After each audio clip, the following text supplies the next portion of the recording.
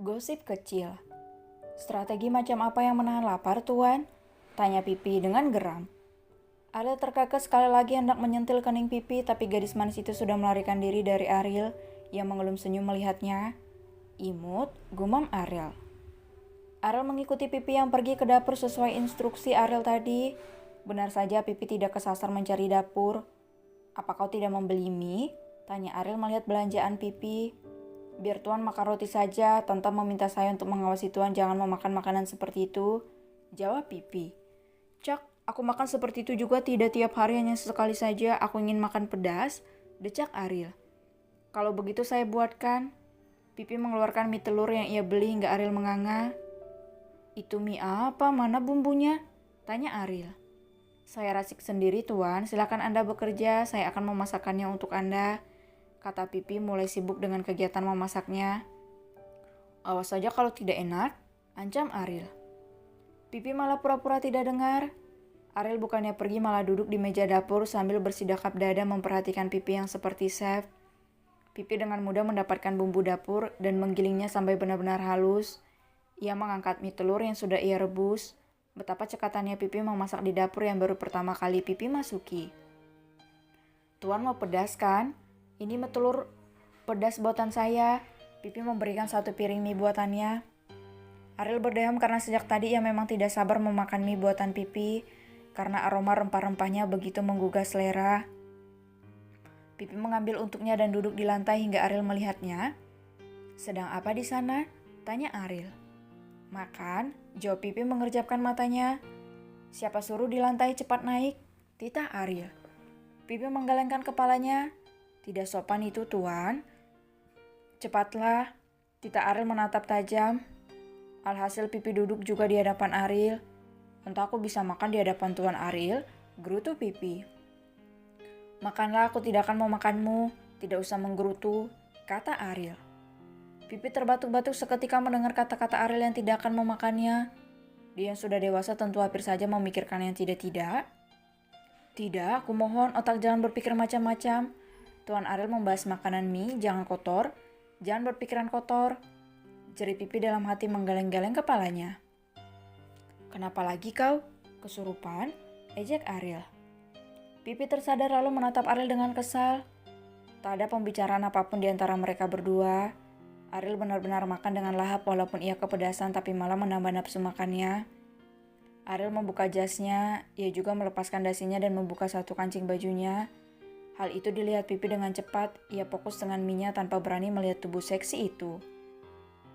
Apa ada lagi? Tanya Ariel. Pipi mendongak menatap Ariel yang mana wajahnya basah dan bibirnya begitu merah karena makan pedas itu. Apa Tuan yakin mau menghabiskannya? Kalau nanti masuk toilet bagaimana?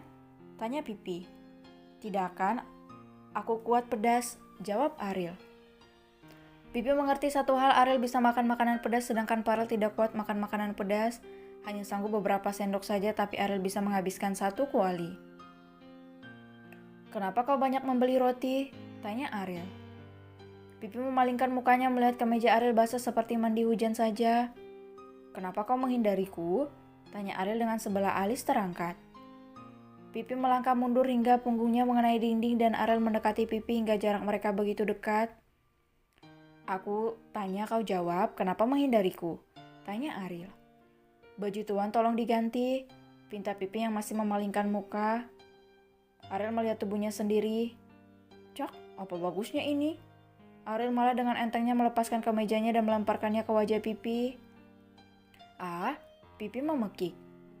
Bukannya jijik, Pipi malah mematung di tempat. Bau keringat Ariel pun sangat menyegarkan di hidung gadis jelata sepertinya. Ya Tuhan, wanginya terasa sekali. Apa-apaan ini? Dunia sangat tidak adil. Bagaimana bisa pria seperti Tuan Ariel dan Tuan Parel tidak memiliki kekurangan? Bahkan keringatnya pun wangi. Ini benar-benar tidak adil.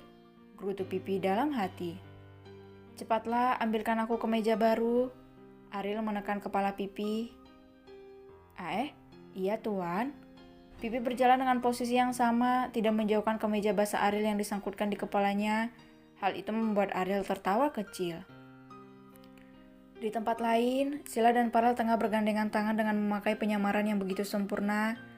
Sila tersenyum manis melihat tiket nonton bioskopnya kini. Farel merangkul pinggang Sila dan mengecup pelipis Sila yang tertutup penutup hoodie putih. "Kita masuk sayang?" tanya Farel dibalas anggukan cepat oleh Sila. Mereka duduk di kursi paling belakang. "Kenapa?" tanya seseorang pada teman di bangku depan Sila dan Farel. "Aku dengar dari temanku yang kerja di perusahaan Fox Group bilang kalau Tuan Farel meminta manajernya Sila untuk membawa barang-barangnya," jawab wanita di samping yang bertanya. "Benarkah? Mungkin hanya sebentar saja," jawab yang lainnya. "Hei, mereka di dalam ruangan Tuan Farel hampir 8 jam. Menurutmu apa yang terjadi di antara mereka? Yakin hanya sekedar mengantar?" "Iya juga, tapi kenapa dengan Sila ya? Apa Sila begitu percaya dengan manajernya? Bahkan saudara kandung pun bisa merebut milik kita, apalagi hanya seorang manajer." "Iya benar juga, tapi bukannya Tuan Farel sangat mencintai Sila? Sudahlah, jangan dipikirkan, mungkin Tuan Farel bekerja sementara manajernya Sila disuruh bersih-bersih kan?" "Iya juga ya. Haha." Sila menoleh ke arah Farel sedangkan Farel mengelum senyum menatap ke arah Sila. "Kapan Om menunjukkan diri ke publik?" tanya Sila berbisik. Farel mengecup bibir Sila yang melotot seketika melihat sekeliling. "Akan aku tanyakan pada Ariel," bisik Farel. Sila memutar kepalanya ke arah layar dan bersandar di bahu Farel. Sedangkan Farel memberikan popcorn yang tadi dibelinya dengan senang hati. Sila memakannya. Setelah menonton bioskop, Farel dan Sila menghabiskan waktu di malam hari ke pasar malam bermain wahana yang Sila inginkan. Gadis cantik itu begitu bahagia di rangkulan Farel. "Mau masuk rumah setan sayang?" tanya Farel membuat Sila menoleh seketika. Rumah hantu?" cicit Sila tergagap. Farel tergelak saat Sila mengalihkan perhatian dengan bermain wahana lain. Jelas sekali Sila takut masuk rumah hantu. Saat Sila melihat Ariel saja yang berpura-pura menjadi Farel membuatnya gemetar. Mengira melihat hantu, apalagi mendatangi rumah hantu. Sila benar-benar takut. Di ruangan Ariel, "Tuan?" tanya Pipi. Sahut Ariel yang fokus memainkan komputernya sesekali melihat berkas penting dan menandatanganinya.